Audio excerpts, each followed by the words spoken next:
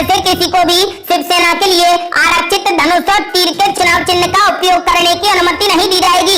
आयोग ने दोनों गुटों को इन उपचुनावों के लिए चुनाव आयोग द्वारा अधिसूचित मुक्त प्रतीकों की सूची में से अलग अलग चुनाव चिन्ह चुनने को कहा गया है। उद्धव ठाकरे और शिंदे गुट दोनों को ही केंद्रीय चुनाव आयोग को 10 अक्टूबर तक नए चुनाव चिन्ह और अपने दल के नाम के बारे में बताना होगा। दोनों गुटों से मिली जानकारी के आधार पर केंद्र चुनाव आयोग दोनों को अलग अलग नाम और चुनाव चिन्ह आवंटित करेगा, जो चुनाव आयोग के अंतिम फैसले तक जारी रहेगा। आगामी उपचुनाव के दौरान भी दोनों गुट उसी पार्टी के नाम और चुनाव चिन्ह पर चुनाव लड़ेंगे।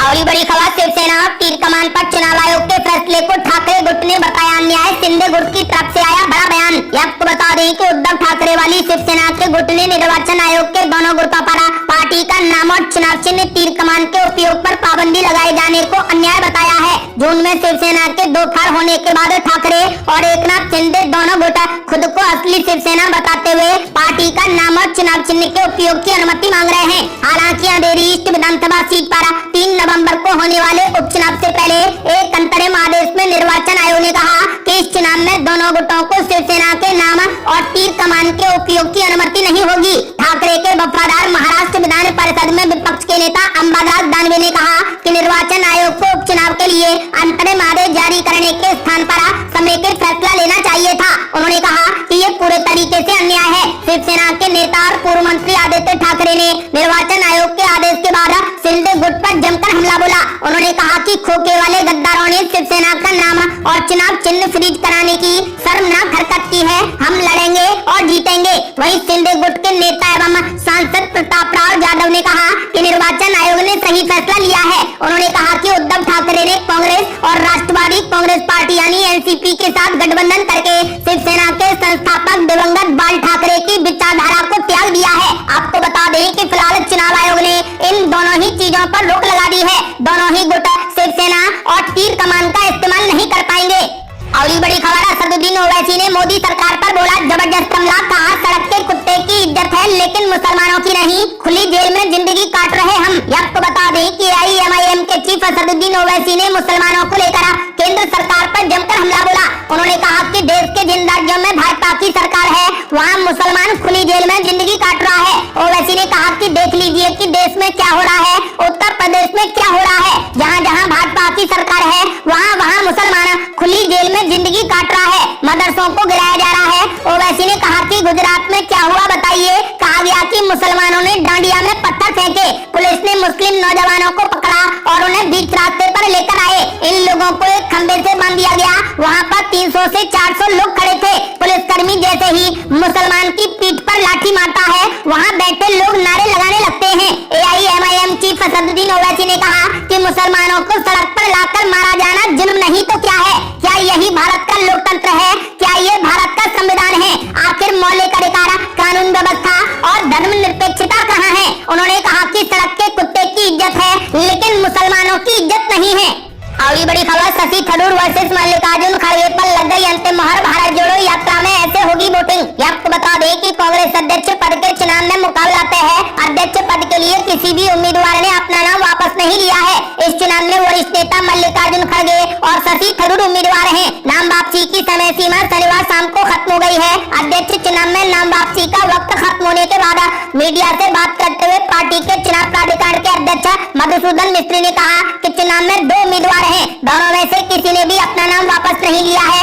इसीलिए 17 तारीख को मतदान होगा और वोटों की गिनती 19 अक्टूबर को होगी। मतदान सीक्रेट बैलेट से किया जाएगा। मतगणना के दिन ही परिणाम घोषित कर दिया जाएगा। भारत जोड़ो यात्रा में शामिल डेलीगेट के बारे में सवाल किए जाने पर मधुसूदन मिस्त्री ने कहा कि पार्टी महासचिव जयराम रमेश ने उन्हें एक पत्र भेजा है। इस नोट में उन्होंने उन डेलीगेट के नाम लिखे हैं जो लोग भारत जोड़ो यात्रा के दौरान वोट करना चाहते हैं। इसलिए हमने तय किया है कि यहाँ से सील कवर में बैलेट पेपर भेजे जाएंगे और वहाँ पर बूथ बनाया जाएगा। मतदान पूरा होने के बाद बैलेट बॉक्स पूरा मतदान होने के बाद यहाँ लाया जाएगा। चुनाव में दोनों उम्मीदवारों को प्रचार के लिए बराबर मौके देने पर जोर देते हुए मधुसूदन मिस्त्री ने कहा कि इसके दिशा निर्देश जारी किए गए हैं। कांग्रेस नेता राहुल गांधी ने इन आशंकाओं को भी खारिज कर दिया है कि गांधी परिवार पार्टी के अगले अध्यक्ष को रिमोट से नियंत्रित कर सकता है। उन्होंने कहा कि अध्यक्ष पद का चुनाव लड़ रहे दोनों उम्मीदवार मल्लिकार्जुन खड़गे और शशि थरूर गद्दावर नेता हैं और अच्छी समझ रखने वाले व्यक्ति हैं। एक सवाल के जवाब में राहुल गांधी ने कहा कि अध्यक्ष के चुनाव में उतरे दोनों लोग गद्दावर तथा अच्छी समझ रखने वाले व्यक्ति हैं। मुझे नहीं लगता कि उनमें से कोई भी रिमोट कंट्रोल से चलने वाला है। सच कहूँ तो ये बातें उन्हें अपमानित करने के लिए कही जा रही हैं। अगली बड़ी खबर, टीपू एक्सप्रेस ट्रेन का नाम बदलने को लेकर बीजेपी पर जमकर भड़के ओवैसी, कांग्रेस ने भी उठाए सवाल। आपको बता दें कि भारतीय रेलवे ने बेंगलोर मैसूर टीपू एक्सप्रेस ट्रेन का नाम बदलकर वोडियार एक्सप्रेस कर दिया है। ट्रेन का नाम बदलने को लेकर बीजेपी सांसद प्रताप सिम्हा ने रेल मंत्रालय को एक चिट्ठी लिखी थी। रेल मंत्रालय ने इस ट्रेन का नाम बदलने को लेकर एक लेटर भी जारी कर दिया है। अब इस मामले पर राजनीति शुरू हो गई है।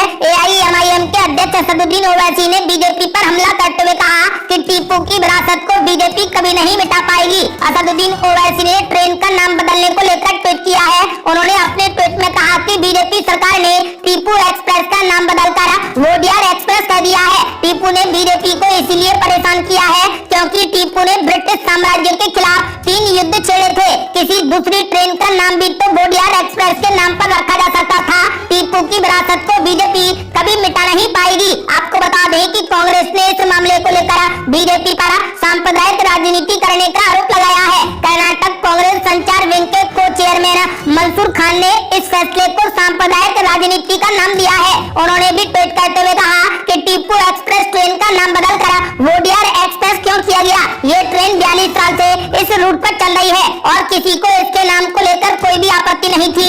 इस नाम का क्या उपयोग है? क्या ये किसी की तरह से जनता की मदद करता है? ये एक सांप्रदायिक राजनीति है। रेलवे के इस फैसले से टीपू सुल्तान के वंशज भी नाराज दिख रहे हैं। कर्नाटक के पूर्व मुख्यमंत्री सिद्धारमैया ने रेलवे के इस फैसले का विरोध किया है और कहा कि बीजेपी देश की राजनीति में जहर घोलने का काम कर रही है।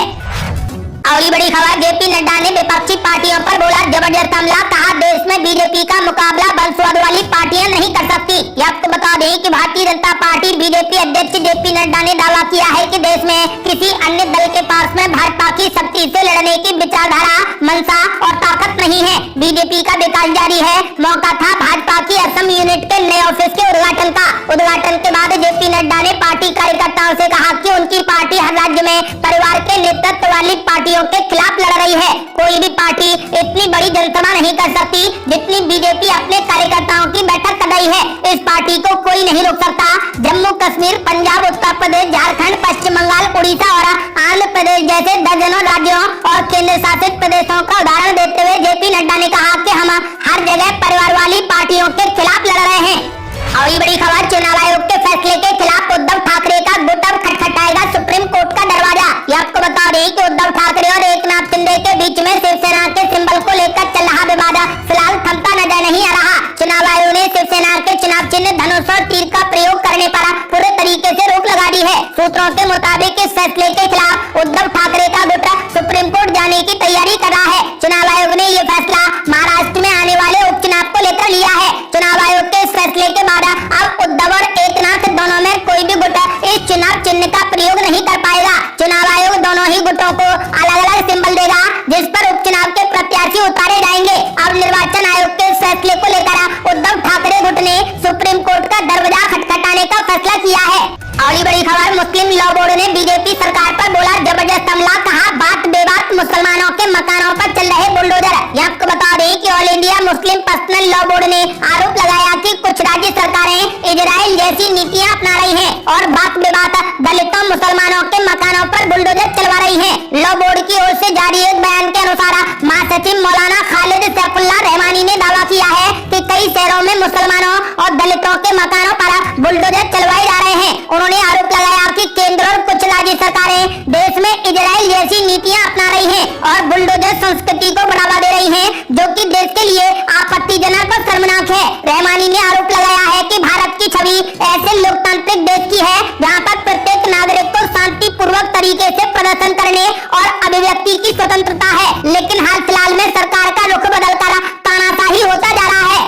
अगली बड़ी खबर, असदुद्दीन ओवैसी ने मोहन भागवत पर बोला बड़ा हमला। बोले नहीं बढ़ रही मुसलमानों की आबादी, हम सबसे ज्यादा करते हैं प्रोटेक्शन का इस्तेमाल। आपको बता दें कि AIMIM प्रमुख असदुद्दीन ओवैसी ने RSS प्रमुख मोहन भागवत के धर्म आधारित जनसंख्या असंतुलन वाले बयान का जवाब दिया है। हैदराबाद में जनसभा को संबोधित करते हुए ओवैसी ने कहा कि मुसलमानों की जिनोम का इस्तेमाल मुसलमान कर रहे हैं और मोहन भागवत को आंकड़े सामने रखकर बात करनी चाहिए। दरअसल आरएसएस प्रमुख मोहन भागवत ने दशहरे के मौके पर कहा कि देश को एक व्यापक जनसंख्या नीति की जरूरत है। धर्म आधारित जनसंख्या असंतुलन के कारण देश ने गंभीर खामियाजा भुगता है। 1947 के विभाजन और पाकिस्तान के अस्तित्व में आने के पीछे उन्होंने कथित धर्म आधारित जनसंख्या असंतुलन को बड़ा कारण बताया था। अब असदुद्दीन ओवैसी ने उन पर जोरदार हमला बोला है।